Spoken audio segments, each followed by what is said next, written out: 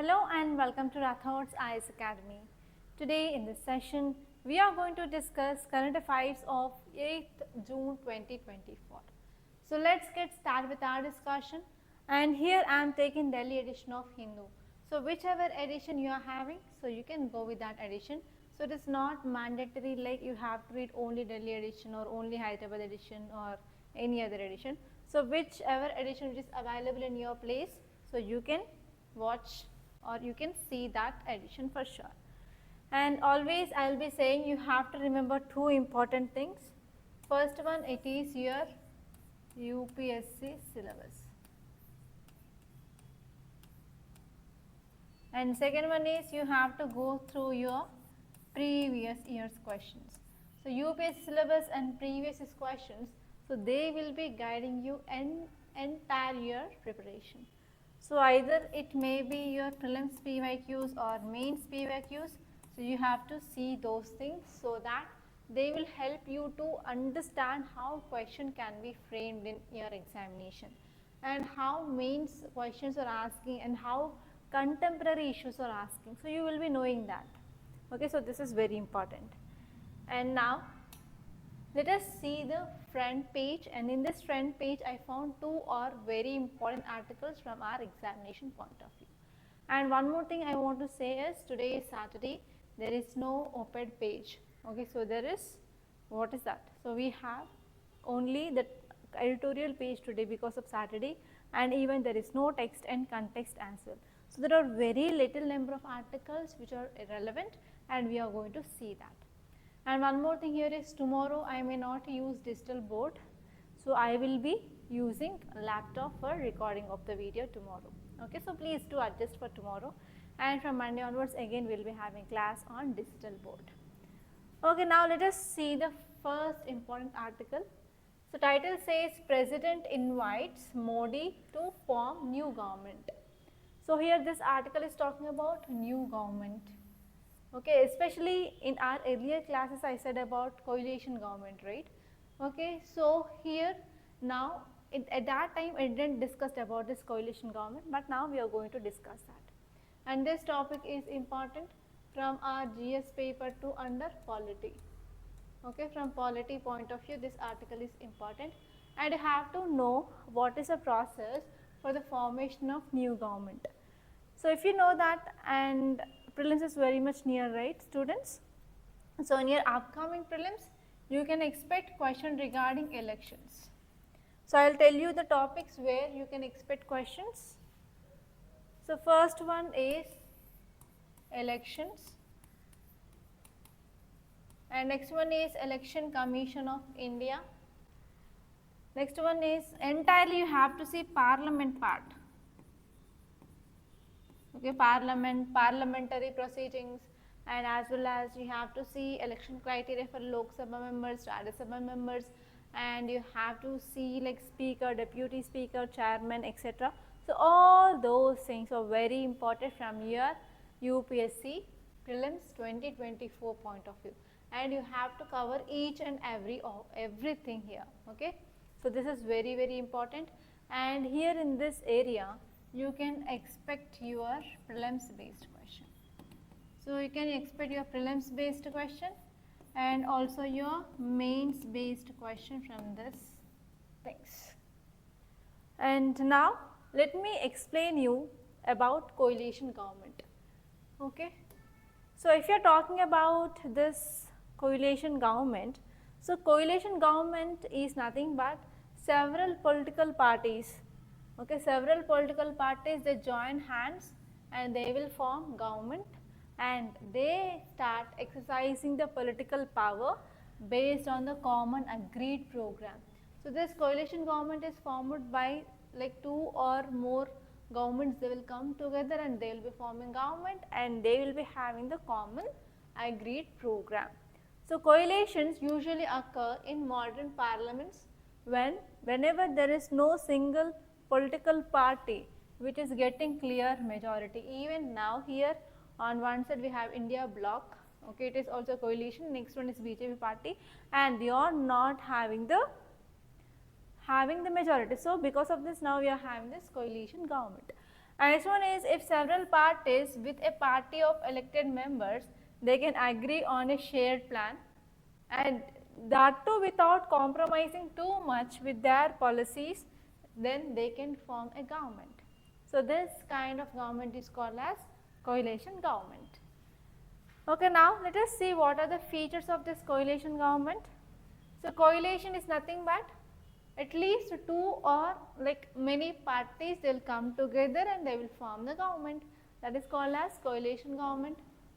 Actually, this coalition government or coalition politics, it is not static but it is a dynamic affair.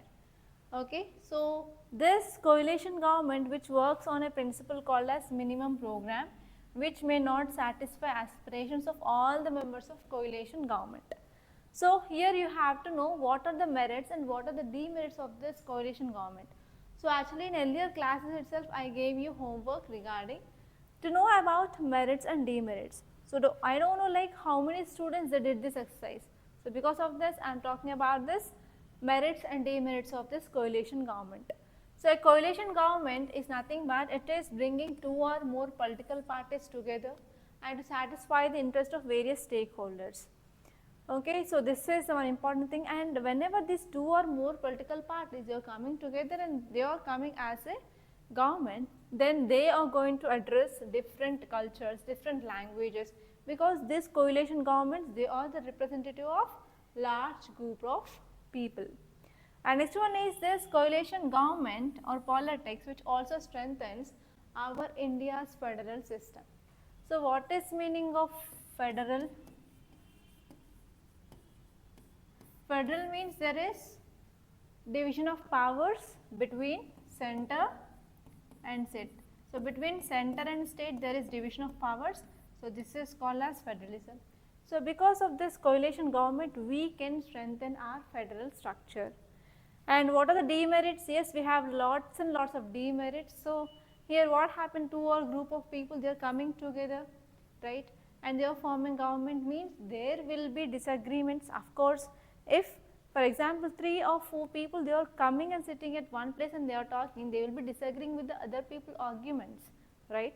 So in the same way, so in this coalition government, there will be one greater disadvantage, that is disagreements on policy issues. And in this coalition government, Prime Minister's authority is restricted as they must consult with the coalition partners before making significant decisions. So before making significant decision, that coalition government, they have to take the permission. So this is one important issue. And next one is we have steering committee like super cabinet for coalition partners. So that will be diminishes the authority of the cabinet in the governing. Okay. So in the steering committee also, yes, we have the concept of super cabinet. So this super cabinet is for this coalition partners. So that will be decreasing the authority of cabinet. And next one is smaller parties in this coalition government, they might have significant influence on demanding more fair share. Okay. So for example, there is a small political party which joined, means it will be asking the larger share. So it is also one demerit. And next one is leaders of regional political parties, they influence the national decisions.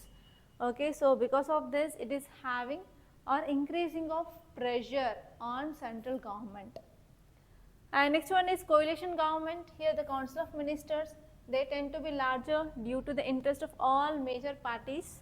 Okay, so these are the some important advantages and disadvantages of this coalition government. And the front page, now you can listen to this class. Okay, now you can continue with this second article. So this second article is talking about RBI keeps repo rate unchanged. Okay, raises GDP forecast to 7.2%. So here in this article, which is a keyword, the keyword we are focusing here on this repo rate, and next one is GDP. Okay, so how you can read this article? So first of all, you have to write the keywords. So first one is repo rate, and next one is GDP. So GDP is nothing but gross domestic product, right? So GDP is nothing but gross domestic product. So what is the meaning of gross domestic product? It is total value It is total value of goods and services in the market. It is the total value of final goods and services in the market. So we are calling it as GDP. Clear? So this is about GDP, and GDP forecast will be done, okay, by different agencies, even RBI, even World Bank, IMF. So there are different agencies, they will be coming up with GDP forecast. So now if you see the title of this article, it says GDP forecast is 7.2, okay, which is said by RBI. Okay, now let us come back. So now if you see this GDP forecast, it says it is 7.2% and it is given by RBI. So because of this good GDP forecast, this article is saying that there is no change. There is no change in the repo rate.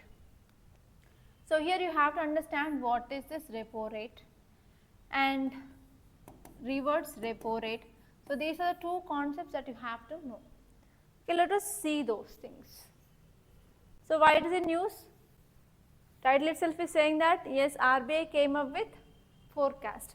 So that forecast we have 7.2% of GDP.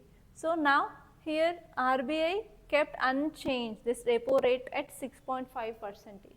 So what is this repo rate?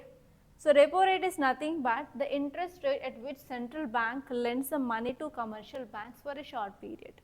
So let us take this diagram. So here we have RBI, okay, it is our Central Bank of India.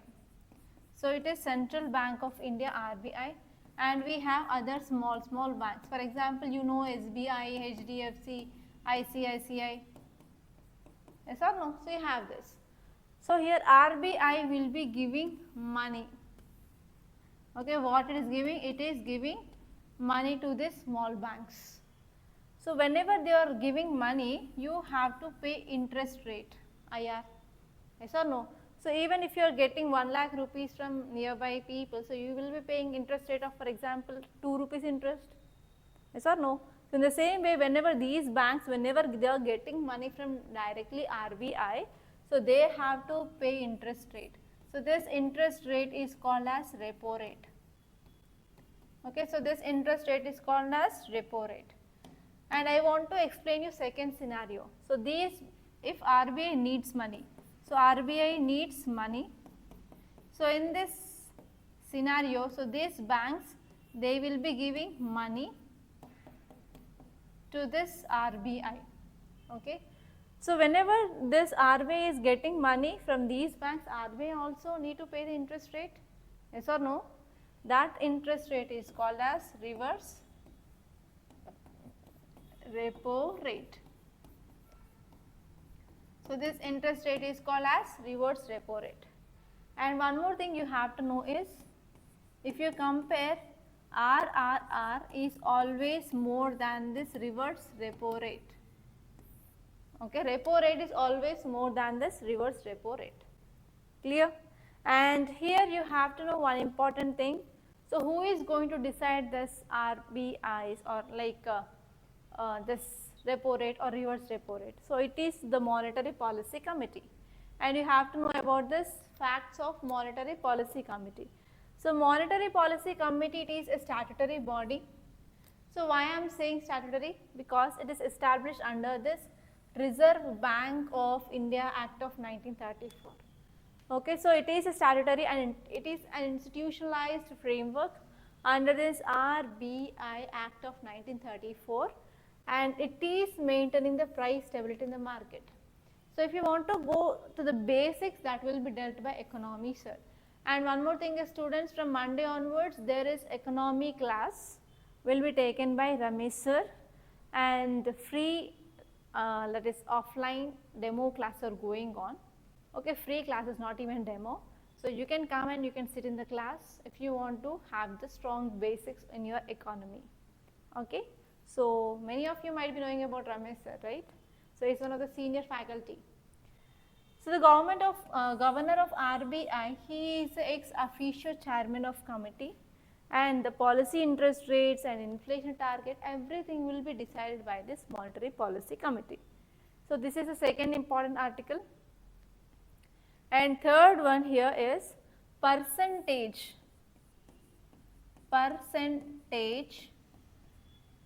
of NOTA.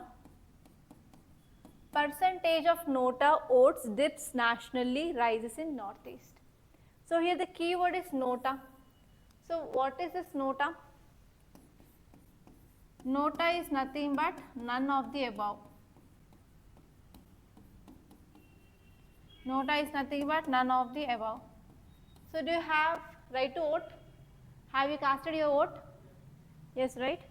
So you have casted vote in electronic voting machine. Yes or no? So here you have symbol, you have name, and here you have button. So you will be pressing the button. So at the last you will be also having NOTA. NOTA is nothing but none of the above. For example, there are different parties. There either may be regional parties or national parties or state parties. For example, I don't want to vote for anyone. Then I can press this button, NOTA. Clear? Have you observed this NOTA? Yeah, this is NOTA.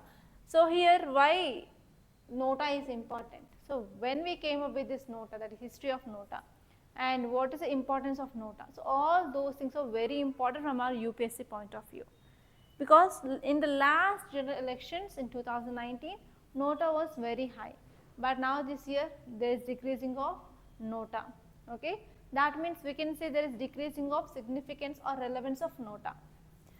Okay, now let us see why it is in use. The percentage of votes recorded under this NOTA, that is none of the above, dipped means decreased, dipped nationally in 2024 Lok Sabha elections. So in this 2024 Lok Sabha elections, there is decreasing of using of NOTA. And this NOTA, it is a voting option on the ballot, and it allows the voters to indicate disapproval. I don't want to vote to anyone. So that condition, so I can use this NOTA. So NOTA will allow the voter to choose none, right? To choose none, not to choose any one of them. So NOTA empowers electors to express their negative opinions, and they want to show that there is lack of support to the contender. So they don't want to support any political party. And even this NOTA gives them right to reject while maintaining the secrecy of their decision. For example, if I don't want to vote for anyone, I can press this NOTA, but anyone can know about whether I press this NOTA or not. No one, right? So that we can also ensure right to privacy. And this right to privacy is a fundamental right which comes under Article 21 of Indian Constitution in famous Puttaswamy versus this Puttaswamy judgment.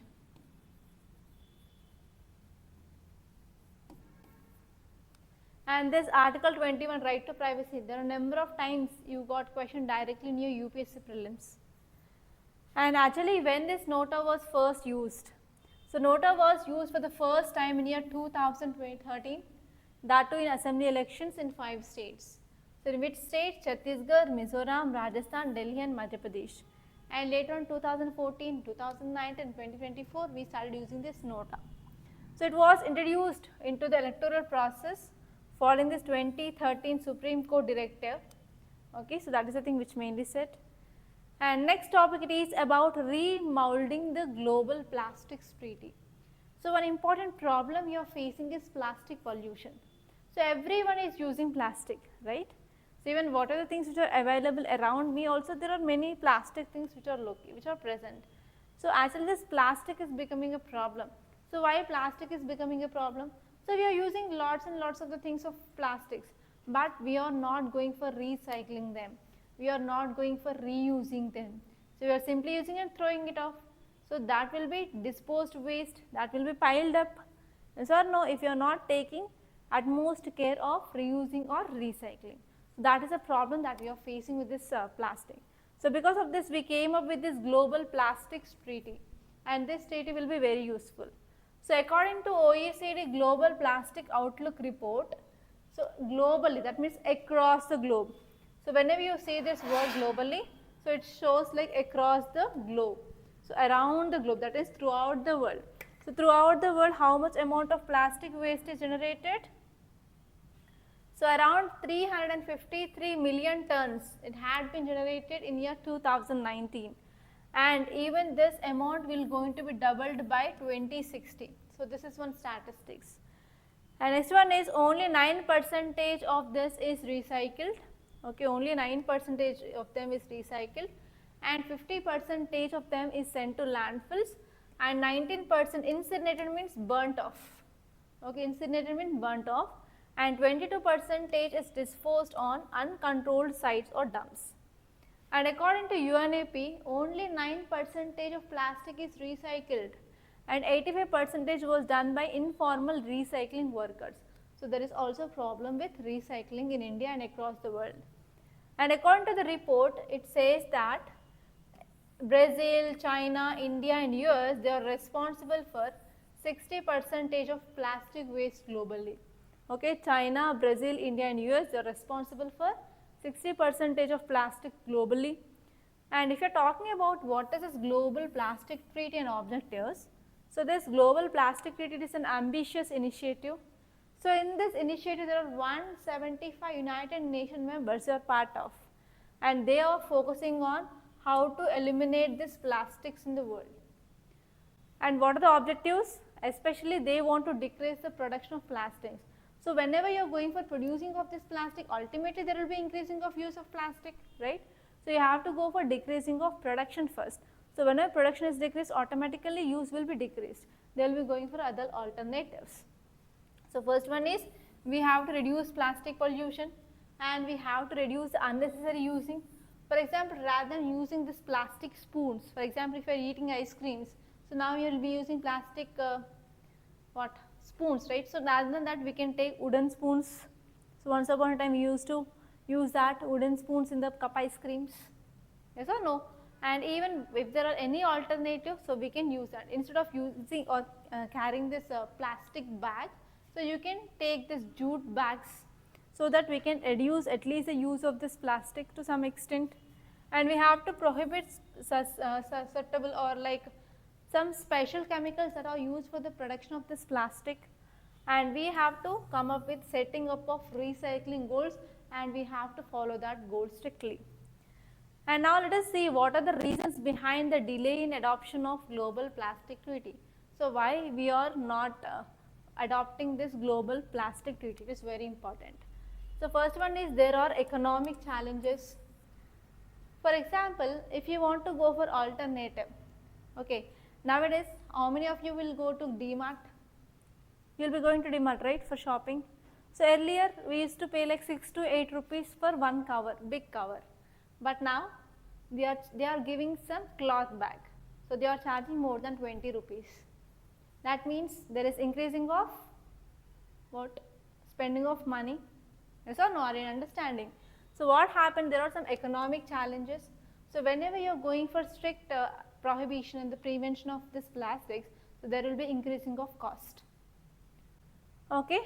And next one here is vote versus consensus. So always there will be disagreement between the members. So as I said, in this treaty there are 175 members. So all 175 members, they may not be accepting all the things, right? So there will be like disagreement in the consensus. Okay, so because of this, what happening? So prevention of pollution will be becoming, plastic pollution is becoming very hard in India. Clear? So these are the very important articles that appeared in our today's Hindu newspaper. So that's it. I discussed most of the articles which are relevant.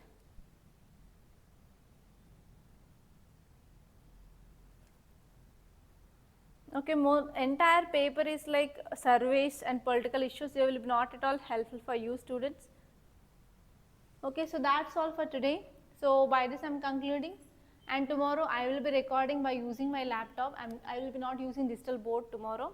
And students who are online and offline, so tomorrow there is no class, and from Monday onwards you will be having the class which is taken by economy sir, and economy will be started. And if you want to have this free offline class, you can visit our institute, which is located at pillar number 36, exactly opposite to Vijaya Medicals, above Winner Study Hall. 3rd and 4th floor. So come and visit us, and if you have any doubts or queries, you can call me on this number 8074765513, and the notes I will be uploading in the app. So app link is given in description box. And thank you so much students for watching, and don't forget to subscribe to Rathods IAS Academy.